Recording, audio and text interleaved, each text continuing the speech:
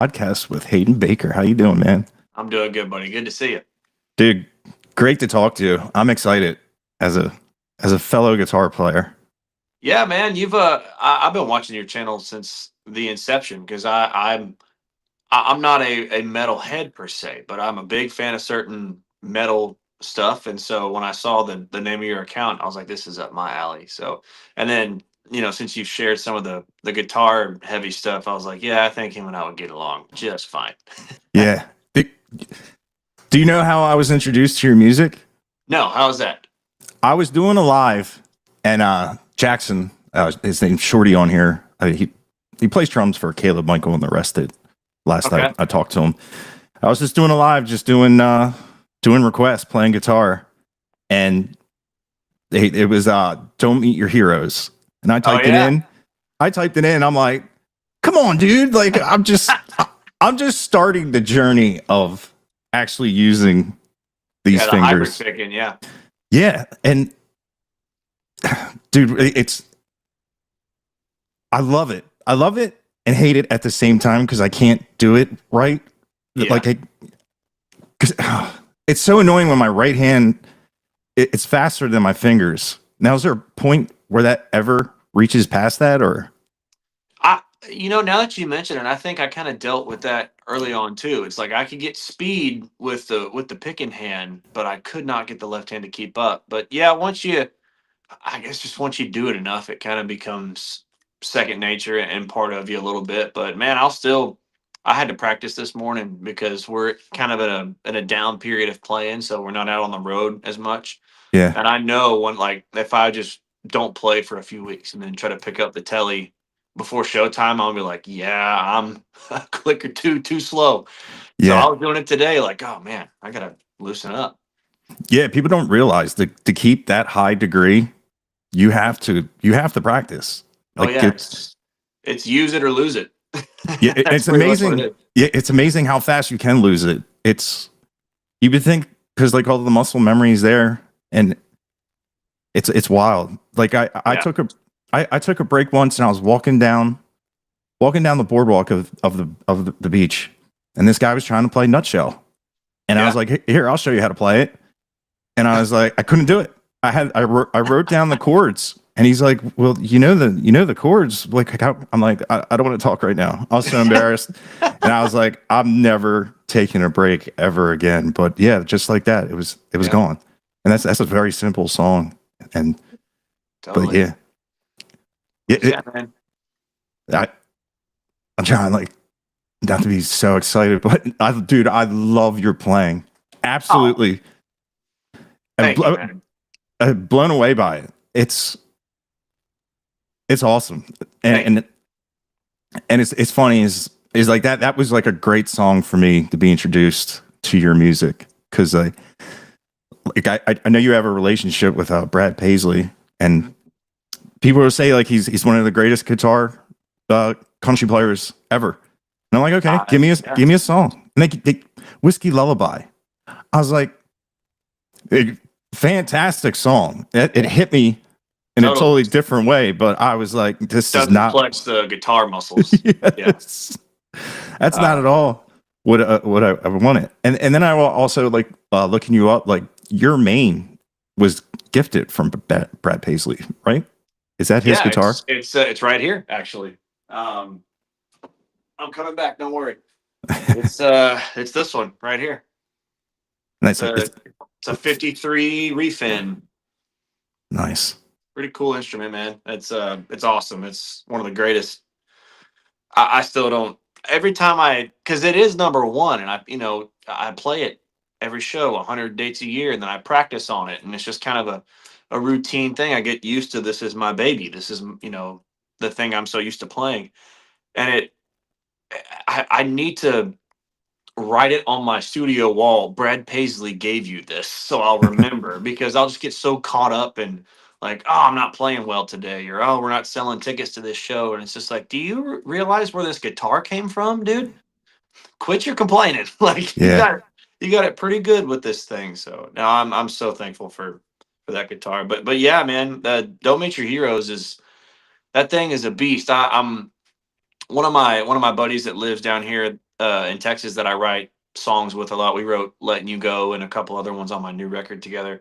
He's a phenomenal acoustic player and harmony vocalist and just vocalist in general. And he's playing some shows with us coming up in January. So we're getting together tomorrow to. I'm going to show him like some acoustic parts that I've recorded for him to play. And he texted me the other day and goes, "Dude, I just listened to Don't Meet Your Heroes. What the hell?" He's like, "What do you want me to do on that?" And I was like, "Yeah, just you can play the acoustic solos. Don't worry about trying to keep up with all the chords. I know it's a nightmare. I'll do all the stupid stuff." So so yeah, it's that's quite the track. Yeah, and I like at the end where he's like, "I got to call my lawyer," right, Yep. or something like that. It's Yeah. It's funny how that came to be. This was God, I guess 2 or 3 years ago. I was writing up in Nashville at Seagale Music, which I think Brad owns or he used to own or whatever, that publishing company. And he texted me that day and said, "What are you doing um, this afternoon?" And I said, "Nothing. I'm just finished up writing here." And he said, "Well, I'll come pick you up. I want to show you some songs and stuff." And so he swung by and grabbed me, and we drove around Nashville. He's a terrible driver, by the way. Like we almost got in 3 or 4 different accidents. But he was showing me some songs, and then I showed him some, and he asked me what was going on, upcoming with my career. And I hadn't written a lick for an instrumental, but I was like, this is my opportunity. And I asked him, I was like, "Hey man, I'm thinking about doing an instrumental track on my next record. Would you want to be on it with me?" And he didn't hesitate, said, "Oh, absolutely. I'll smoke your ass on it, but yeah, I'll do it." I'm like, "Yeah, you will." And he said, "Yeah, just send me, what I need." I was like, "Oh my gosh." So I go home and I'm like, I gotta write something now that is worthy of one of the best guitar players alive to be on the track with me. And I just kind of sat down and Don't Meet Your Heroes, the progression and everything came out in about a half hour. And I was like, I don't know if this makes any sense with all these key changes and stuff, but we're going to find out. And sure enough, man, I left him a solo, sent it to him. He sent it back. And I was just like, oh my gosh, he actually did it. And the solo that he played on it is nuts. Like it's when it key changes up to A, like a minute and change in, that's him playing. You can kind of tell the difference in the tone and the attack. And I listened to that and I was like, "Oh my gosh, this is incredible." Like he's playing out of his mind. So I'm glad that you heard that track first, man. As a guitar player, I think that's the perfect way to get introduced to what I do for sure. yeah, 100%. And yeah, to try to improv and learn it on the spot, I was like, no, there's Yeah, no way. Godspeed. Yeah. Yeah. Plus, because like I'm still I'm still trying to learn how to be like a country guitar player. I'm still like learning like the power of like open strings, Hmm. which being a shred kind of guy, you don't really emphasize open strings, but man, you can really use them to build up a complex sound without Oh yeah. really adding more left hand or anything. I've been finding that to be Totally. pretty cool. I find it like a cheat code, honestly. Like when you want to get, change positions on the neck real fast, it's like just throw in a random open string and that frees up your left hand to find a new shape or get to a new part on the neck. I use it all the time in my playing. Like there's songs on the other record and solos where when I would sit down to write a solo, I kind of would have a melodic idea in mind of like where I want to go. And then when I had that, I was like, okay, now are there any notes that I'm playing that I could replace with open strings? Like, is there a B note that I'm playing that I could play the open B string instead, or a G note or whatever? And ultimately there's usually a couple, and then that's how I kind of develop that it's kind of like you're just jumping around, that sound. So I love using open strings. I use them too much, probably. Yeah, I love it. Yeah, I can't believe as like a guitar player, like I always back when like print form was real popular, I always got like the Guitar Worlds and whatnot. I always did like the best guitar players in the world. They never have any country guys because I would look if I didn't like know a name, I would look into them, Yeah. and I don't think they get enough shine because like like what you do and what Brad does and all those Johnny Highland and Brent Yeah. Mason, it's amazing. It's Oh, yeah. incredible. It's It because truly is. It's like it's playing clean, like with a clean tone, or like Jerry Reed on a gut string. It's like there is nowhere to hide. There is no yeah, room for error. If you make a mistake playing like that, everybody's gonna know, and so that's yeah. I definitely think the Brads and the Steve Warners and Vince Gills and the Roy Clarks and Glenn Campbells and Jerry, like they're definitely underrated as far as when you look at the Rolling Stone top 100 guitar player list. yeah, It's like, okay, what are your metrics? Is it the most influential? Is it the most technically gifted? Is it just the most melodic? What's the parameters here? But yeah, man, country playing is a beast of its own, and I too am still just a total student of it and always trying to learn and improve and learn from the guys like Brad and Brent and all them. yeah. I love it. Like I went out. I was obsessed with like G and B benders, so I had to Mhm. have. I just went out and got a Brent Mason telly. I was just like, Nice. I'm gonna sit and do this. Yeah, like Fender had. They finally had a deal on Fender. It was like 10% off, and There you go. Sweetwater, they'll drive your credit down in the ground. Like, Yeah. oh, Yeah. how about take a year to pay? Yeah. Get this back. Absolutely. That's great, man. Yeah, a little frustrating. Hmm. It when I can do it with the right hand, but once it don't sound it don't sound the same, and it don't have that flavor and flair and Yeah, it's an attack for sure. Like a lot yeah, of Brad's tone for sure comes from just how he attacks the strings. He's very aggressive.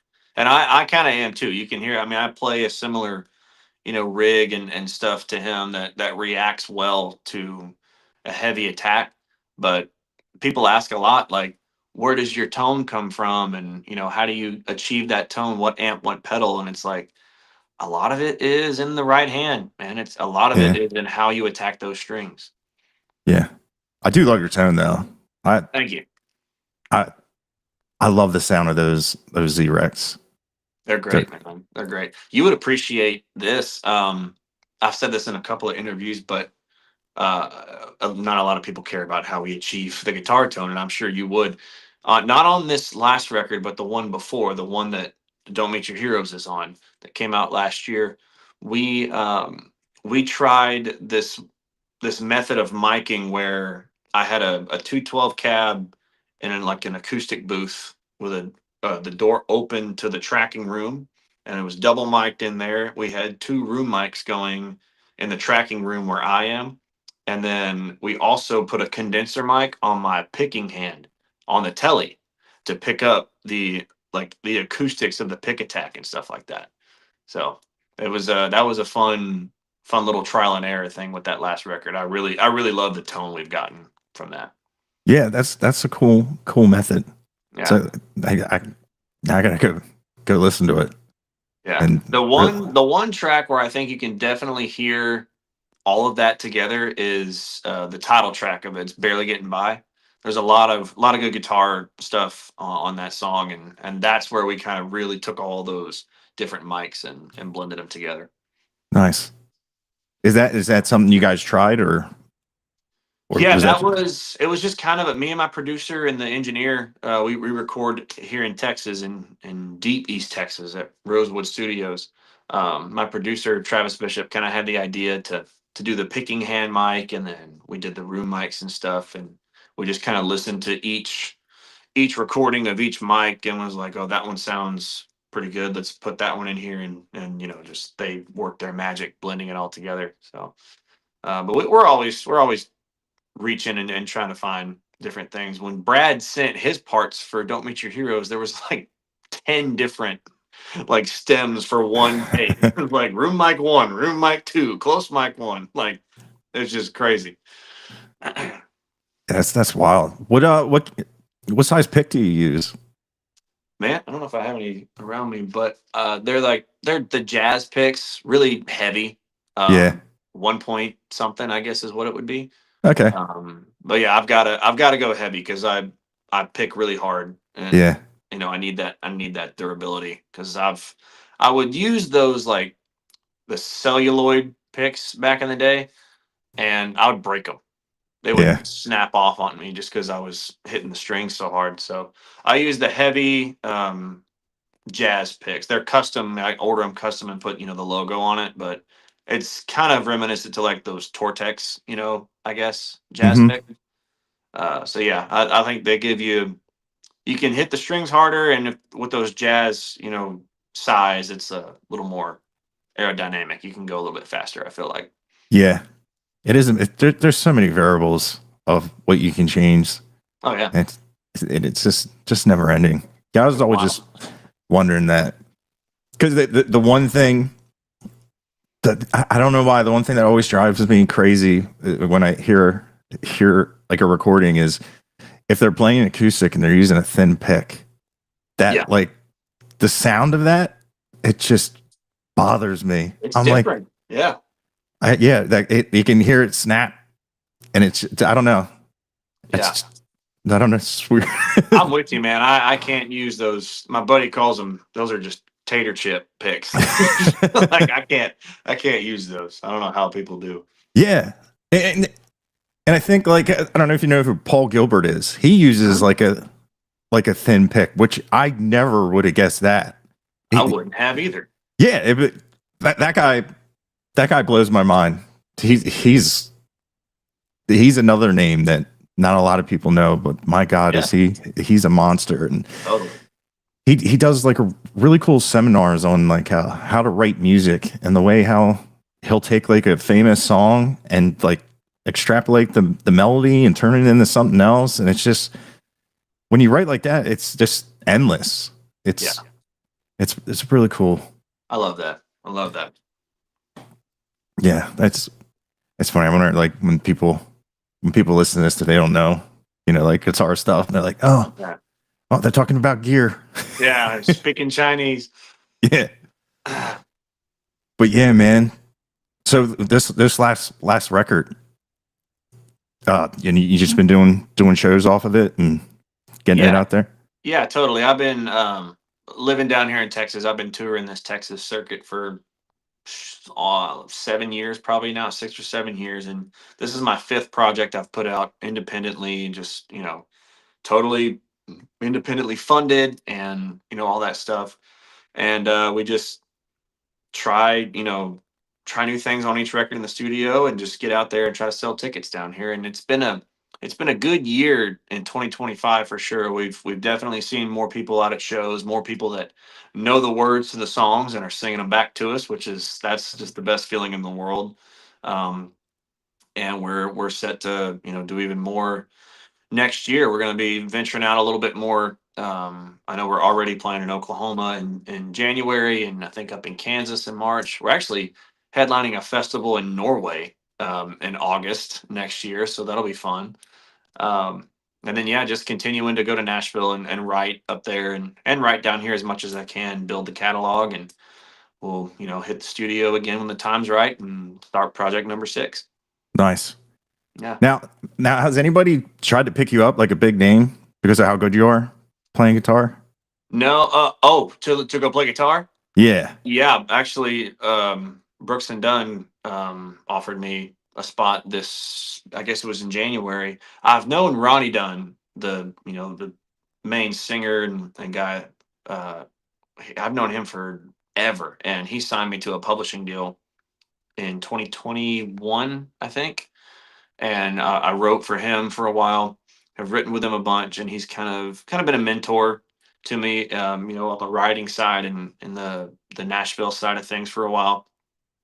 And he's known of my playing ability all the while, but he was like, "You're writing and you're singing. You need to get in the shop and work on and stuff." And so, but this past year we were talking quite a bit. And he called me back in January and said they were looking for a guitar player, and I was on the list of folks they were interested in. And I'm like, "Oh my gosh!" And he's like, "I know you probably can't do it because you're playing a bunch and you got your artist thing you're doing. And we respect that." And I'm like, yeah, but dude, I'd love to make both work. Like, Yeah. that would be a dream come true. Like, I've been playing, it's all those Brent Mason solos on Brooks and Dunn stuff. That's what I cut my teeth on. So we talked for a couple of days about whether or not we can make it work. And ultimately they were like, you'd have to give up the artist thing, when if you were to come play for us on the road, it's that demanding and stuff. So they said, we don't want to take you away from what you're doing. We believe in what you're doing. And we support you. So, and I've had a couple other offers come in. I think it was the Josh Turner gig maybe a couple years ago I got reached out to about. And the Brooks and Dunn one, turning that one down, I was like, oh my gosh, did I just make the worst mistake like ever? Or was this the right call? And I called my buddy out of Nashville that I stay with and write with. And he said he had just gone and saw Vince Gill play at the listening room the night before. And Vince told the story, which I didn't know about, that he turned down a gig to play for the Dire Straits before he got a record deal. And he said, if I'm not going to believe in myself as an artist, then how do I expect anybody else to? And I was like, I didn't know he did that. And he was like, yeah. And my buddy sent me the recording of him telling that story like the night before. And I was like, okay, I'll take that as a sign.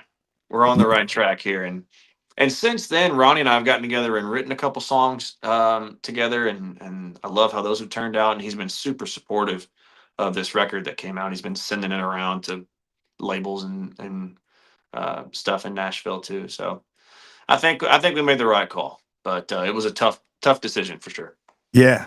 Yeah. 100%. Because, even not ever listen to country like that, like Brooks and Dunn, I knew that name.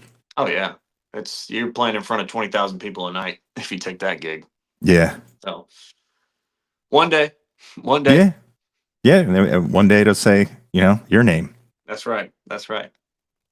Because like when it's got to be cool to be on stage when people don't know who you are, and then you just bust out with your playing. It just because I know what my face would have done. I would have been like, because that playing ability right now, it's not scarce, but it's just not. Like it feels like back in the day, like all those the older guys, like it was kind of like the same with like 80s hair metal. Like you needed a great guitar player to be taken serious. Totally. It feels like it's definitely not in the mainstream that much. You got Zach Tops playing his ass off right now, and he's a great bluegrass picker and is a great telly player too. But there's like, no, you're right. It's like there was a time where it was Vince and Steve and Skaggs and Brad Paisley, and then Keith Urban came along, and things like that. But now it's like there's a ton. I will say there's a ton of us that are pickers that are not a big name. There's a ton of us that are around my age or in their early 30s that can really just play their ass off. But we don't have any record deals yet or any big hits, and that's kind of the thing. It's like I've heard John Mayer talk about this, who I'm a big fan of as a guitar player as well, and Brad too. It's like if you can be a great player, but if you don't have the songs to play on that people want to listen to, it's you're not going to get heard. Like, it's being a great player is all fine and good, but you got to have the vehicles for people to hear you, and that's the song. Which is that's the challenge, man, is to write songs that are worthy of people actually listening and sitting through a guitar solo that's 45 seconds because they want to hear that last chorus one more time. Yeah, that's true. I like the one thing you do. You kind of like every so often in your songs, you'll like introduce the guitar solo. Oh yeah, when you're like, let's show them, or some little like I do that, don't I? I think there's one. Yeah, there's one on this new album called "Country Ain't Going Nowhere," where at the end I say, "Let's prove it to him" or something. Yeah. I just get there and I'm doing my vocal takes in the studio, and I've already done my guitar parts by that point, so I'm listening to them, and I'll finish the take, and then I'll just say something stupid, and we wind up keeping it in.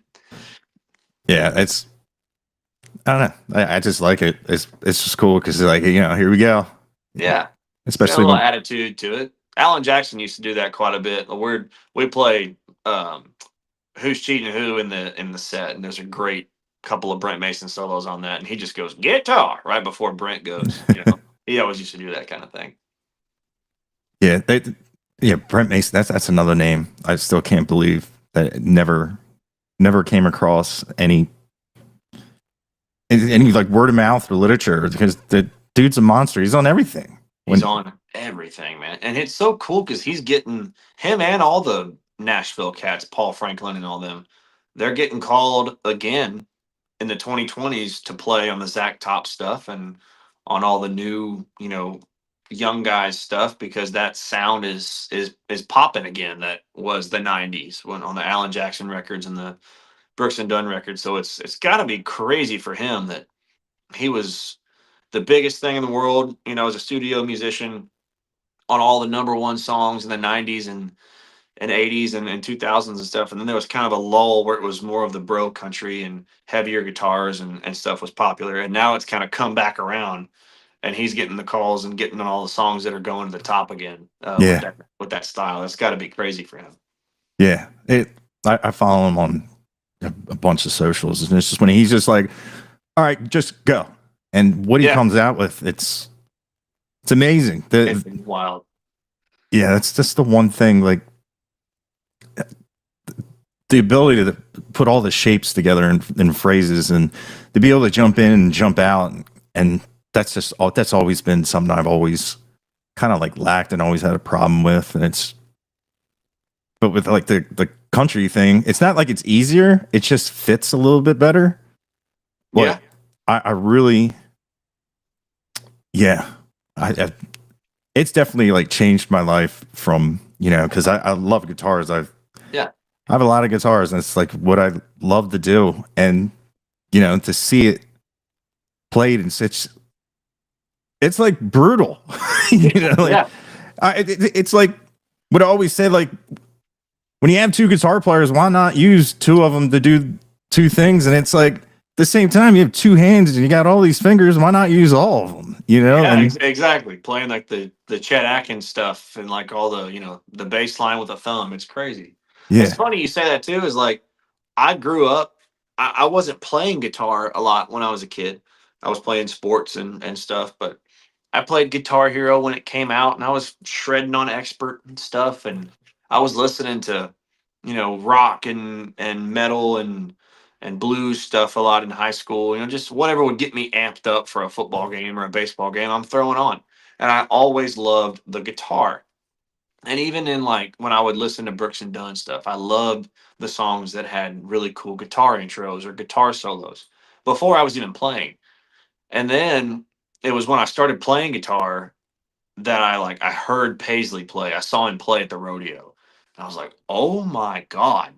Like this guy is incredible. He's just running around the arena, just ripping solos. And I was like, I want to do that. And when I went home and downloaded his instrumental album, Play, which I don't know if you've listened to that yet, front to back. No, I didn't even know about it. Does that have, what is it called? A nervous breakdown? Is that? No, nervous. So he did pretty much an instrumental per record, I think, throughout his career. And Nervous Breakdown was on his first album. Oh, But okay. he did a full-on instrumental album in like 2008. It's called Play. Go listen to it after this. You will be just if you have it if you think you're blown away by Brad Paisley now, you're gonna lose your mind. It's like 14 songs. He's got one song on there with Keith Urban that they sing on, one with I think Steve Wariner that they sing on. He's got him and BB King's play Let the Good Times Roll and sing and Nice. play on it. And then everything else, the other 10 tracks, they're instrumentals. And one of them it's called Cluster Pluck. And it's got him, Brent Mason, Vince Gill, Steve Wariner, John Jorgensen, James Burton, Albert Lee, and Red Volkart on it.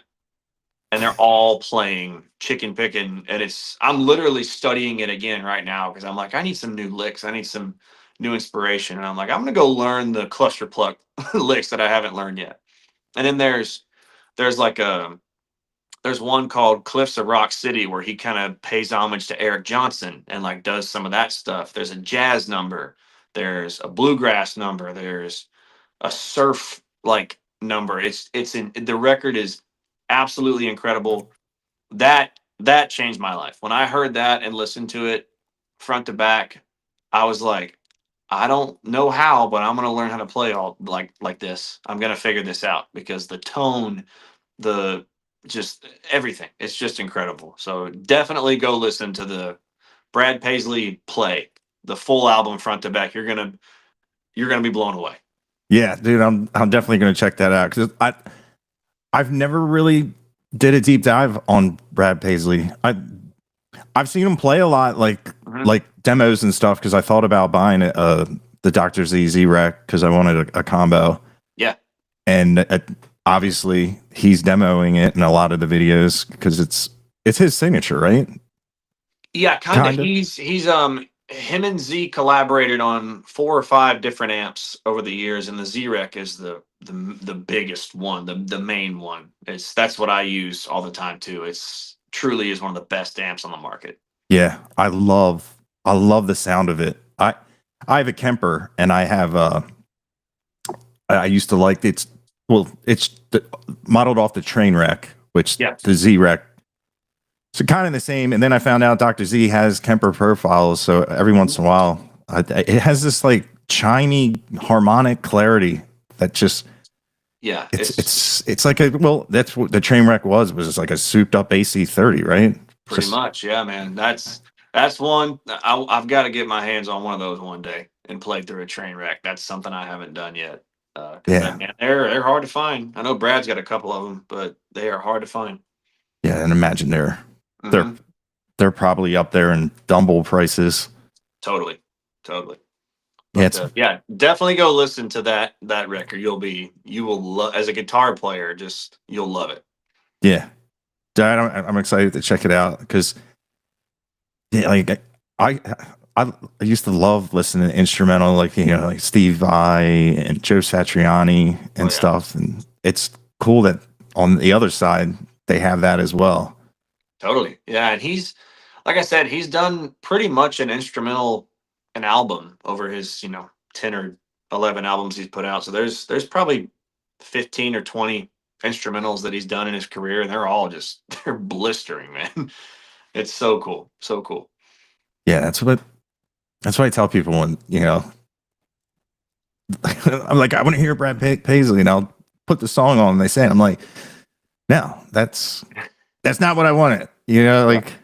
Like that's once again your song. Don't meet your heroes. Like if someone's a guitar player, that's what you want to give them because it's awesome. It shows the ability and the phrasing, the songwriting. Like it's just not because doing country, like not that it's easy to play fast, but it's easy to play fast if that makes any sense. But I get what you're saying. Yeah, the phrasing and the way how like the licks run together and using the benders and holding notes and then pedaling off notes. It's really cool. And it's because even if you try to duplicate or imitate somebody, it's not going to sound. It's still going to sound like yourself, and that's what I really like about it. Because like it really sets your playing apart from player to player. Whereas like shred music, it gets really hard to find people's characteristics if it because especially if it's all those like sweet picker people and all the arpeggios. But yeah, the country guitar is like way different, and that's what I love about it as well. Because like you, after a while, the more you do find out, you can listen and be like, I think that's Brent Mason. Like it is cool because now I think we started doing 2022 is when I started doing these, and trying to do the chicken picking is I'm getting. It's weird. I can play hot wired up to a point, Yeah, but if I'm still like having problems like where I trip, yeah. I fall hard, and it's like I have to stop. I'm like, oh man. I'm just like, I can't.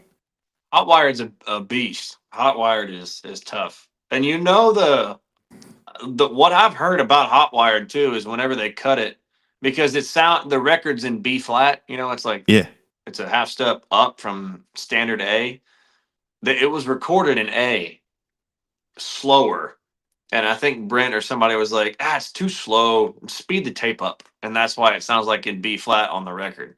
Huh. And that's why you'll see, like, I think there's a couple of interviews back in the 90s when he was going out promoting it. He was like, yeah, now I recorded it too fast. Now I got to play it this fast live every night. That's So funny. I don't think, I think the record was played slower in the key of A. And then Brent didn't like how it sounded. He was like, click it up a couple, in post and stuff. That makes Um, sense because the shapes don't make any sense of oh of yeah. of No, a yeah, couple totally. parts where I'm like, why?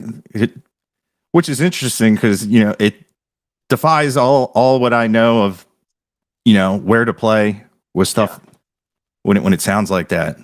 Interesting. Totally. That And I feel the same way. And I really, this is one of my, if I had to pinpoint like a quality of my playing and how I learn how to play that I'm really proud of, it's that when I try to learn something, be it from Brad or Brent or Vince or whoever it is, I always, over the past few years, now that I've learned a lot about the guitar and I know the ins and outs of it and everything, I'm always having discernment if I'm watching or I'm looking at a tab or I'm watching a video of somebody that's already learned it and playing it. Because, like, for example, cluster pluck, there's a couple of licks that Brad does in it that I hadn't learned yet. And I just the other day, I was like, I'm going to sit down and try to figure out what he's doing here. Because I've always, when I listen to it, that always perks my ear up and I haven't sat down and figured it out. And there was a guy that was on YouTube and he made a tab of it and was playing through it. And so I watched his video and the way he's playing it, I'm like, that he could tell he's like jumping around from different positions. And I'm like, no, I don't think that's what Brad was doing. Because when it comes to guitar playing, we always, especially in the studio when it's recording time and creative time, we kind of revert to our tricks a little bit and we do what feels good to play, what's comfortable to play. um and when I see or when I see a tab or I see a video of somebody playing something that I'm trying to learn and it looks like it's hard or it looks like it's not possible, I'm like, I don't think that's what they were doing. And then you remember that you can play a freaking B note in six different spots on the neck. So yeah. it's like maybe he wasn't up here, maybe he was down here. And then it's like, okay, well, he said the tabs shows that you're playing fifth fret B string, but what if he's actually playing the open E? Like, what if it's the open string? And that has unlocked for me having that mentality of like having good discernment of not completely trusting what the tab says or what the video says and listening to the record and like slowing the record down and doing that is like, no, that is an open string. And like, oh, and that he's pulling off. Oh, okay. And then it unlocks for me like what the lick actually is. And it's like, oh, he's just in the same position, just going, open string pull off, and it's like duh. Like, of course he was there. But you don't get it on the first listen. It's like, oh, that sounds so complicated. That sounds out of this world. And it's like, oh no, he's up there doing that. And so that's one thing that I really am proud of like how I've gained knowledge of the guitar neck and stuff is not just believing what every tab book says kind of thing. Yeah. Even the official ones back in the day, Yeah. I'm like, no, that doesn't seem right because Yeah. even the guitar players that can play super complex, they they don't at the same Yeah. time. They play whatever's comfortable. Exactly. Because you got to go do it every night on stage. Yeah. It's like you're not going to do something in the studio that you can't pull off every night. You're going to do what feels natural to you. Yeah. Um, And so yeah, and fair warning, if you listen to play that record and you're like, oh my gosh, I want to go learn this one, there is an official tab book that's like for sale in the App Store. It is not right. There is a lot in there that is not right. So just fair warning. Yeah. So because sometimes, I will just jump the tabs because, sometimes by ear it takes Yeah, it just takes a little longer. Even yeah, though it's very important to be able to do that as well, because especially improvising, playing with people. absolutely. But now with your solos and your songs, do you replicate them 100% on stage, or do you vary from the record, or you just keep homage to it, and if however you're feeling? It's a good balance for sure. There's a couple of songs where like I'll there's a couple of songs where it's like I know I did something crazy at the very end of the solo, and then I have to start singing the last chorus while I'm finishing that phrase and stuff. And so there's a couple of tweaks I've made to like the ending of some solos to like make them a little more manageable and I can get back up and sing. But for the most part, I do if it's like if it's like the bridge solo in a song that I took a lot of time to write and cultivate and make a certain way, I definitely replicate it as much as I can live. The only time I really deviate is if like we're doing like an extended solo on an outro or something. That's where I'll kind of have some fun and I'll improvise and stuff like that. But even when we do like we'll do like a Brad cover and a Brooks and Dunn cover and a John Mayer cover like in the show every night. Even those like solos, I I do my best to play them note for note like those guys did on the record because I'm like, you know, somebody needs to like they're gonna they play their shows and they do their thing and maybe they don't play this song in the set anymore. It wasn't that popular, but that solo's pretty dang good and I want to do my part to let people hear it, in a live setting. So I don't typically like if we play Waiting on a Woman by Brad Paisley, like I want to play his solo note for note in the show and, pay homage to what an incredible solo that thing is and not just try to put my own stank on it and kind of thing. And even, and yeah, with mine too, I would say for the most part, I replicate live unless it's physically impossible to do it and try to sing at the same time or whatever. Yeah. Yeah, it's funny. I had a show. They called me the day before. I was like, "Hey, can you play lead?" I'm like, "Yeah." And people were like mad. They're like, that's not how you play that solo." I'm like, "I don't know how to play it." Yeah, That's I just got the call. Like, yeah. I typed in what key, listened to it, found the key, and that's what it said right on the set no, list. If I didn't know it, yeah, it was weird. Of course, it was Leonard Skinner. And they're like, that ain't the solo. I'm like, oh, I know. yeah, Believe me. I've heard it. I'm aware. Yeah, Yeah, I'm trying to like improvise and whistle with my fingers, but it just wasn't hitting yeah, right. And I didn't want to get yeah, outside the totally, box. But yeah, totally.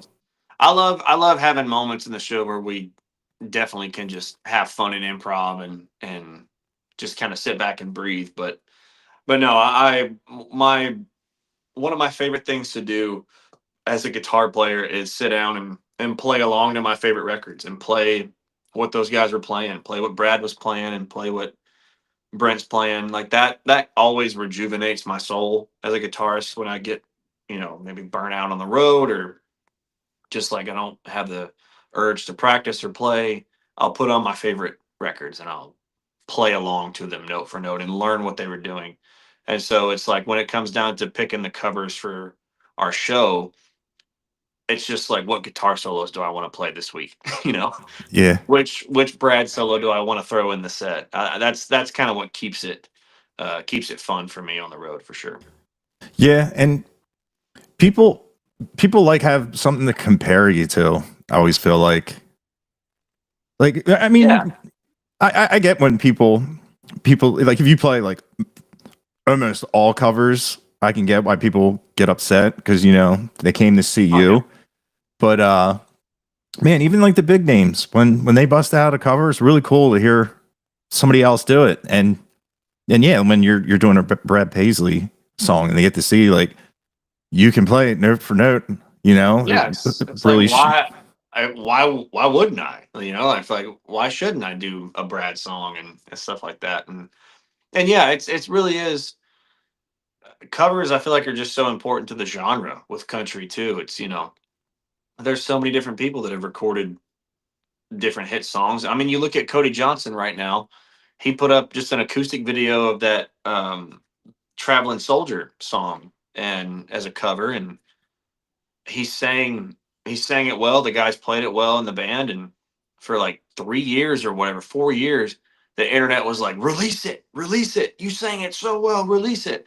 And it's become like a thing for Cody. And he was just recording a video with his band playing a cover. And now it's like one of his, bigger moments. So and there's so many examples of that too in country music. So there's never gonna be a time, I don't think, where I don't have one or two cover songs in our show just because they're just fun, man. It's fun to play what got you excited about the music in the first place. It's fun to do that with a band on stage in front of people. It's always so much fun. Yeah, 100%. It's and if people don't know you, they're singing. They're singing with you, and they're feeling, and they'll pay Yeah, attention especially if they know that there's a complicated guitar parts, and you just nail them. They put you at the level of the original artist. totally. Yeah, I would hope so. Yeah. Yeah, because I know like people that aren't musicians, like if they know the names Brent Mason and Brad Paisley, they'll know like they're considered greats. Yeah. Your songs have all the same elements of the guitar playing, but they just may not notice that until it clicks in. Like, whoa, what he's doing is really impressive because some people they're hooked on the lyrics and whatnot. Hmm. And Yeah, and that's where, like I said, it's the balance of can you bring in you know the general public with your lyrics and your melodies and your songs and get them to be all excited about it, and then only then do they dive deep and go, oh wait, he's playing the guitar solos. Whoa, it's like that's a whole nother level, and it's like people still don't even know like that Brad can play like he can play. I yeah, feel like I don't want to say he struggled with that per se, but I would be growing up when I was learning all of his stuff, and I'm like trying to defend him, like he's one of the best guitar players in the world. He's incredible, and everyone's like, "What?" Like I would go online and look in comment sections on videos of his. Like for example, he did that. Have you seen that Game of Thrones thing where? oh yeah, Yeah, when he's in there just ripping on that silver sparkle telly, the comments are all like, "I didn't know Brad Paisley could shred. I didn't know Brad Paisley could play like that." And yeah, this was almost 2 decades into his career, and it's like, okay, if people don't know that he can shred, it's like I can't expect everybody to know that from me, at a lower level. It's like I have to get them, hooked in with the songs, and then yeah, we can, build a deeper relationship with the fans. They come see a show. You come see one of my shows, you'll know I can play because it's all I'm doing the entire show is just playing all the solos. yeah, So that's a whole nother thing, but it's such a wild thing because I would always be defending Brad to people like, you haven't seen him play guitar, and they're like, no, isn't he the one that just sings the fishing song, the Ticks song or something? He's just the funny country song guy. And I'm like, no, he's one of the best guitar players in the world.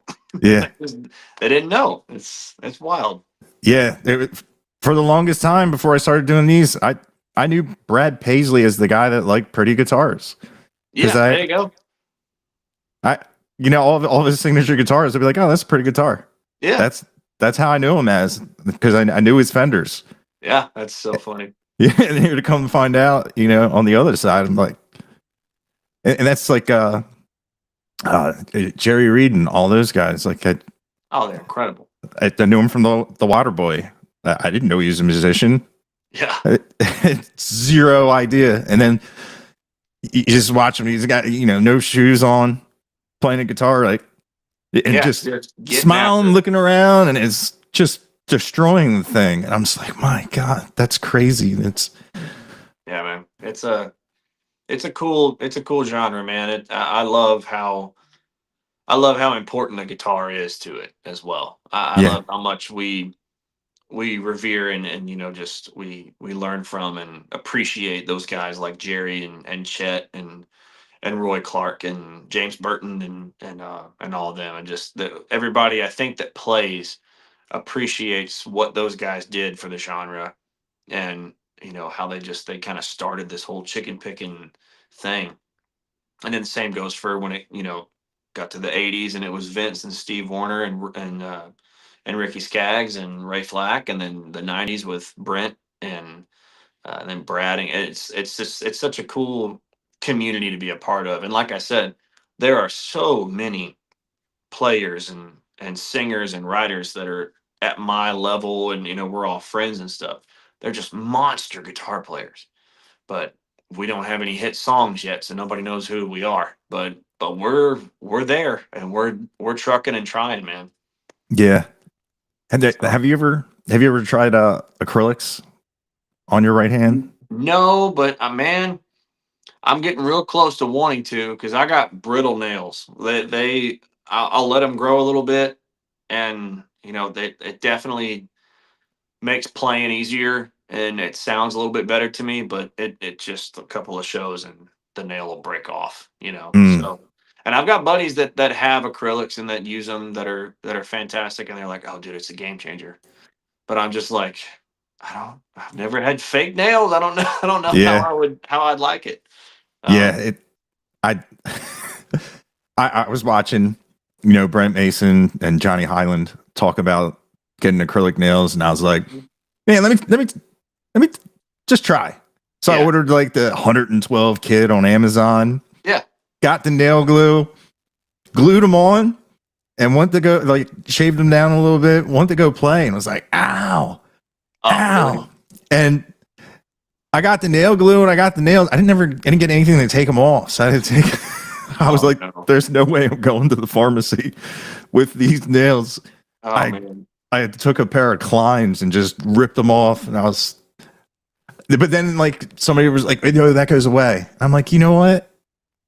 Maybe like, kind of like how calluses build. But it Yeah. definitely felt like, especially like when it round them off, and that it just glided over the strings like a pick. Yeah. Yeah, it's funny. I've got this little side project that I do with two of my buddies, Scotty Alexander and David Lewis. Scotty's been around a long time. He was band leader for Wayne Newton out in Vegas, in his 20s, and he's been around and done it all, man. He's a fantastic guitar player and fiddle player and singer.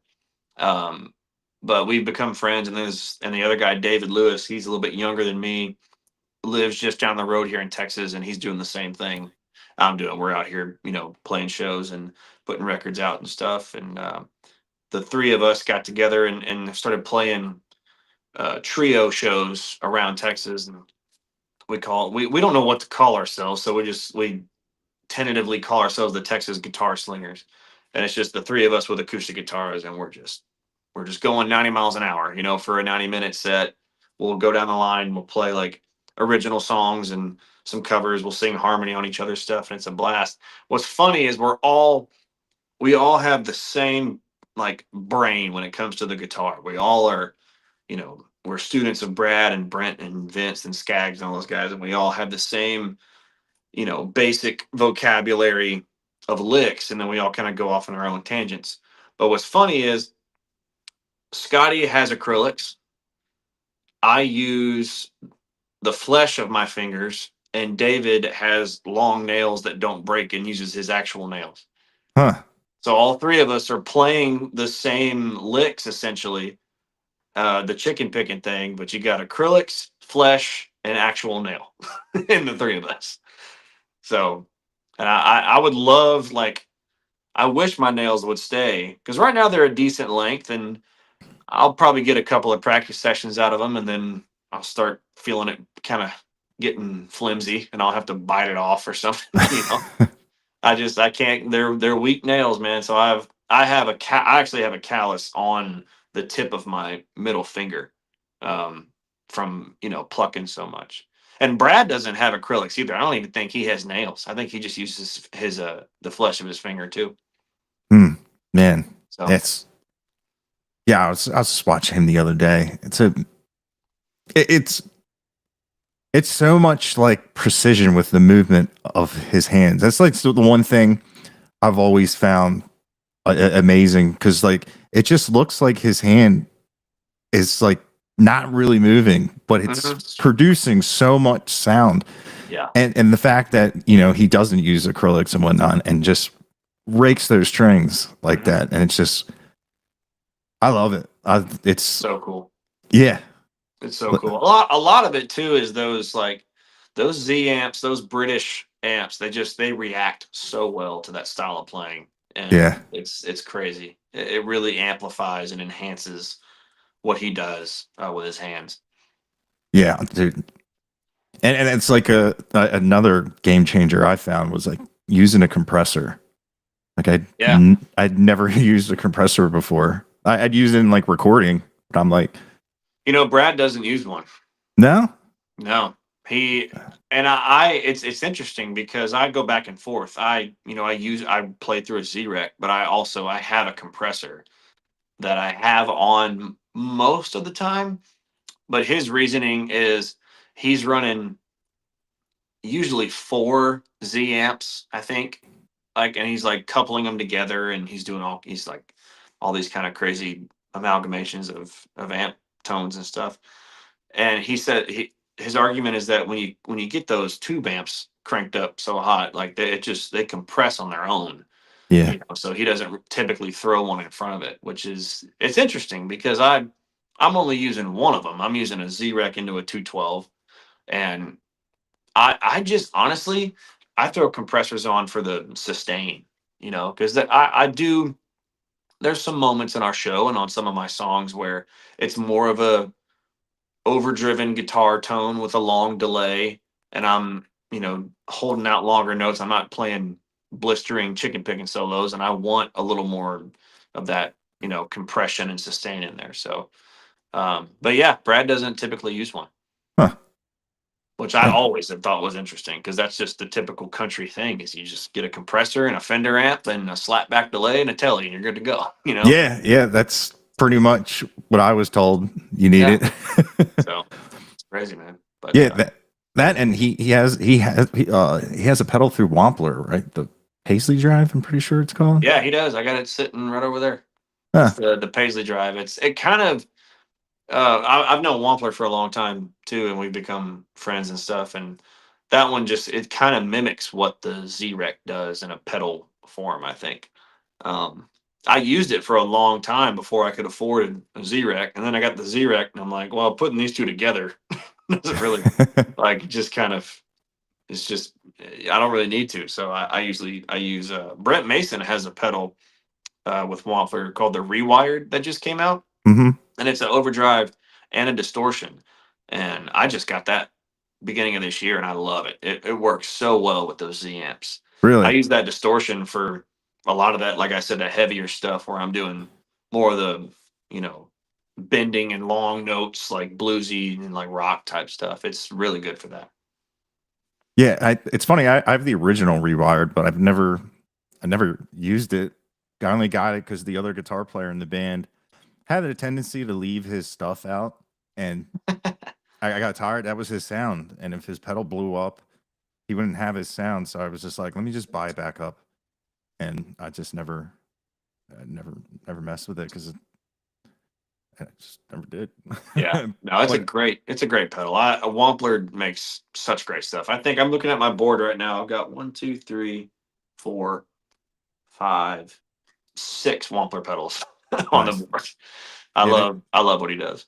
yeah. He named his son after Brent Mason, didn't he? I think he did. Probably I wouldn't be surprised. I would not be surprised.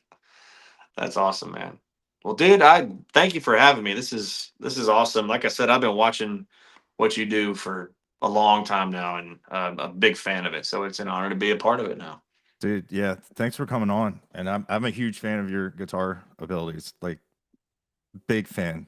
Thank you, Like, man. We'll have to get you out to a show one of these days and show you the rig and everything. yeah. Ah, I I could watch them for hours. I would love to. That would be cool to do one. Yeah, Like a rig, absolutely. Hayden Baker rig rundown. Yeah. We've done a couple like on our own, but man, the day that Premier Guitar calls and wants to do one, I'll be like, okay, we made it. Yeah. We're doing a rig rundown, man. Oh yeah, dude. I hours I could watch them. I love them. It's Awesome. Gear's fun. But yeah, man. Gear is fun, man. Well, yeah, thank you again, brother. This was a blast. We'll have to do it again next time I get around to putting a record out. Hell yeah, dude. Yeah, hit me up or hit up Awesome, Steve. brother. But yeah, Absolutely, man. well, you have a good night, man. You too, brother.